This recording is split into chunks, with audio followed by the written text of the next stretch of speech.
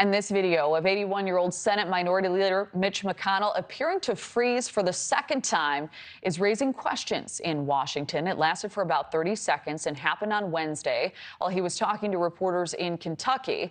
Late last month, the senator experienced a similar episode at the U.S. Capitol, and on Thursday, the U.S. Capitol physician cleared the senator to continue working, saying occasional lightheadedness is not uncommon in concussion recovery. McConnell had a concussion back in March. However, it's also possible the senator is dealing with chronic neurological issues that he has not shared. Joining us to talk more about all of this is Mychael Schnell, congressional reporter for The Hill. Mychael, good morning. Always great to see you. Hey, Kelly, good morning. Good morning. So there are concerns, as you know, about McConnell leading the GOP caucus in Washington through the end of next year. At times, lawmakers resign over all the pressure they're receiving from their colleagues to do so. But in this case, while some of McConnell's colleagues are calling for his resignation, the president is defending McConnell's health episodes as common symptoms of a recovery from a concussion. So you're in Washington. How loud are the calls for McConnell to step down?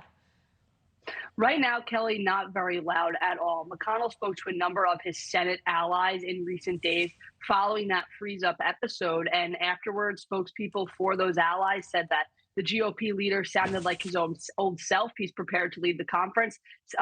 Senator Susan Collins just yesterday wrote on Twitter that she spoke to Senator McConnell and that he is fully prepared to carry out his duties as leader of the GOP conference when the Senate returns to session next week. So look, Senator McConnell right now, he has his allies close to him. There are no real large calls for him to step down, but there are certainly a number of questions, right? This was just the second freeze up in public that we've seen in so many months. It begs the question of, is this happening behind the scenes more often? Some folks mentioned that his aides in that video didn't seem too fazed by the situation, which again brings up the question of, well, does this happen more often behind the scenes? And of course, the big question is Senator McConnell going through something more serious? You mentioned the Capitol's attending physician cleared him for work, saying that this is a common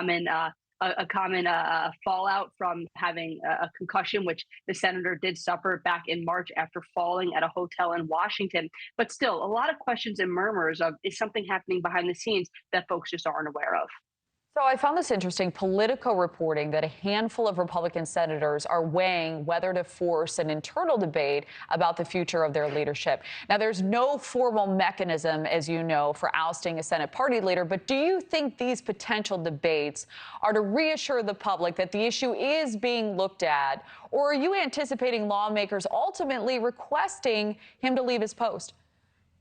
Well, look, when you're talking about this conversation, you have to note that it's, of course, about Senator McConnell, who's a very unique figure within the Republican conference. He's led the conference for years. Just this year, he became the longest serving Senate leader in history. So you have a unique figure here. And Senator McConnell faced his first leadership challenge earlier last year when another senator went up against him to be leader of the Senate. McConnell won easily 37-10.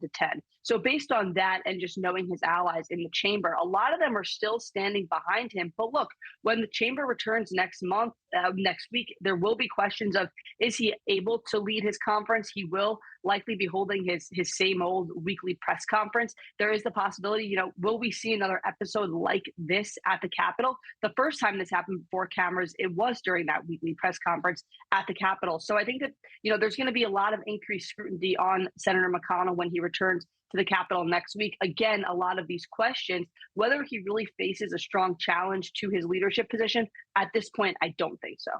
So we have about 30 seconds left, Mychael. Turning now to former President Trump's legal troubles, the Fulton County judge said all court proceedings related to his election interference case can be live streamed. All proceedings in Fulton County's courts are usually live streamed. However, how do you see this impacting the court of public opinion for voters across the country once this trial begins? Well, look, Kelly, this is the Georgia Fulton County indictment. That was former President Trump's fourth indictment just this year. But the big difference between that one and others is what you just mentioned, that there'll be able to be cameras in the courtroom and the American public will actually see these proceedings play out. So I think that, that'll be interesting for the American public to follow along with, maybe pick up on some details here and there, take a greater interest in the situation. But also when you talk about it from a campaign standpoint, I mean, we saw that after former President Trump had his mugshot taken in Fulton County. We saw that picture released. He's already fundraising off of that. So I don't think it's outside the realm of possibility that if these courtroom proceedings are live streamed publicly, I think it's possible that we could see them used in a political way, especially with the 2024 campaign ongoing, just based on how we saw them handle the mugshot earlier this month. All right. Mychael Schnell, thank you as always. Thank you for watching. Go to newsnationnow.com to find NewsNation on your television provider. And don't forget to click the red subscribe button below to get more of NewsNation's fact-driven, unbiased coverage.